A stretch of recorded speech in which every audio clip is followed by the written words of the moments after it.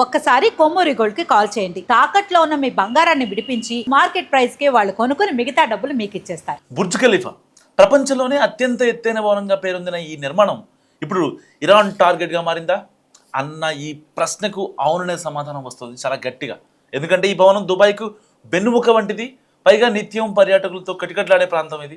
Dubai వచ్చిన ప్రతి ఒక్కరూ ఈ భవనంపై నుంచి నగరం మొత్తాన్ని చూస్తే కానీ తిరిగి వెళ్ళరు.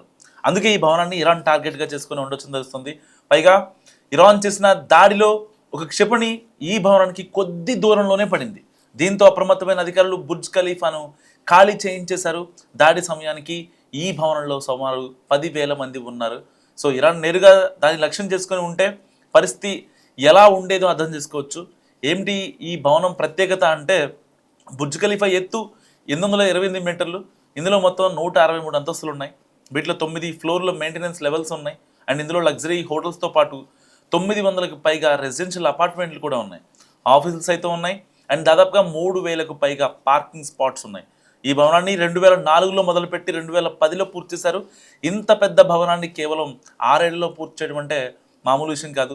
రోజుకు 12,000కు పైగా వర్కర్లు నిర్విరామంగా పనిచేస్తూ అనుకున్న సమయంలో దీన్ని పూర్తి చేయడం విశేషం. దుబాయ్లోని వేడిని తట్టుకునే విధంగా బుర్జ్ ఖలీఫాని నిర్మించారు. అండ్ ఈ భవనం ఎత్తుతో పాటు ఫ్లోర్స్, ఎలివేటర్స్, అబ్జర్వేషన్ డెక్ వంటివన్నీ గిన్నీస్ వరల్డ్ రికార్డులో స్థానం సంపాదించాయి.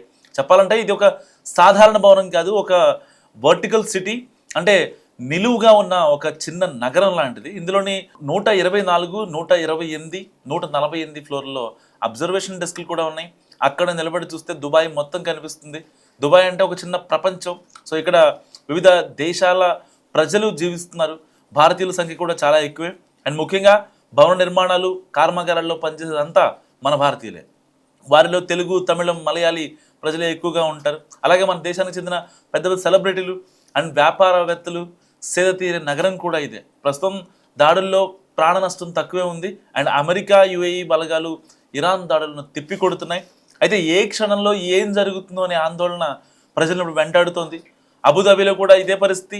భారత ప్రభుత్వం కూడా అక్కడి పరిస్థితిని ఎప్పటికప్పుడు సమీక్షిస్తోంది. ఆ నగరాల లక్ష్యంగా దాడులు యునైటెడ్ అరబ్ ఎమిరేట్స్లోని అబుదాబి, దుబాయ్, ఖతర్లోని దోహా, సౌదీ అరేబియాలోని రియాద్లను లక్ష్యంగా చేసుకుని ఇరాన్ దాడులు చేస్తోంది. అబుదాబిలోని నివాస ప్రాంతంలో క్షిపణి శిథిలాలు పడి ఒక వ్యక్తి చనిపోయాడని యుఏఈ రక్షణ శాఖ తెలిపింది.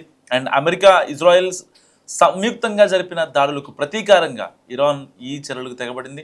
ఆపరేషన్ ఎపిక్ ఫ్యూరీ పేరుతో టెహ్రాన్ లక్ష్యంగా అమెరికా క్షిపణి దాడులు మొదలుపెట్టింది. Iran Islamic Revolutionary Guards commander Mohammad Pakpour ఈ దాడుల్లో మరణించారని కూడా ఇజ్రాయెల్ వెల్లడిస్తుంది.